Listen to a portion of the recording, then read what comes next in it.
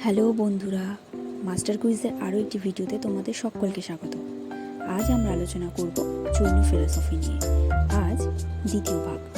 প্রথম ভাগ ডেসক্রিপশন বক্সে লিংক দেওয়া রয়েছে, যারা যারা দেখোনি এখনই গিয়ে দেখে এসো।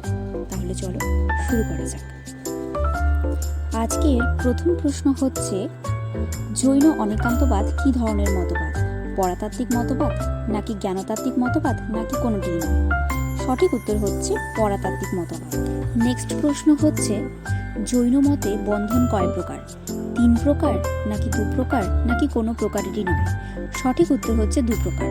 আর এই 2 প্রকার বন্ধন হচ্ছে ভাব বন্ধন ও দ্রব্য বন্ধন।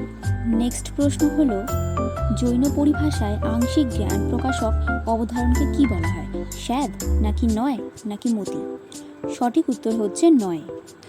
নেক্সট প্রশ্ন হচ্ছে, জৈন মতে পুৎগল হলো অণু, জীব, নাকি অজীব? সঠিক অ্যান্সার হচ্ছে অজীব। নেক্সট প্রশ্ন হচ্ছে, বহুত্ববাদী ও বস্তু স্বাতন্ত্র্যবাদী কারা? জৈনরা, নাকি নৈয়ায়িকেরা, নাকি সাংখ্যরা? সঠিক অ্যান্সার জৈনরা।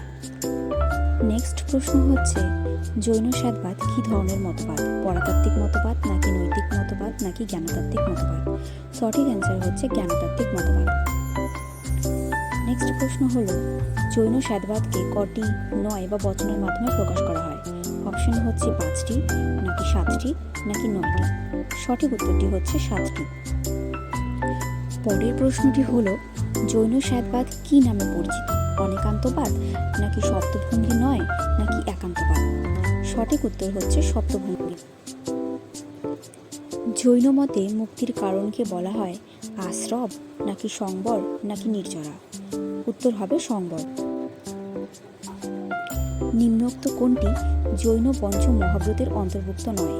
অপশন হচ্ছে হিংসা, সুনৃত, নাকি অস্থেয়? এই প্রশ্নের সঠিক উত্তরটি আপনারা আমায় কমেন্টে জানাবেন। ভিডিওটি ভালো লাগলে লাইক আর সাবস্ক্রাইব করে দেবেন, আর অন্যদের সাথে শেয়ারও করবেন। যদি কোনো কোয়েরি থাকে তাহলে কমেন্ট বক্সে জানাবেন। Thank you.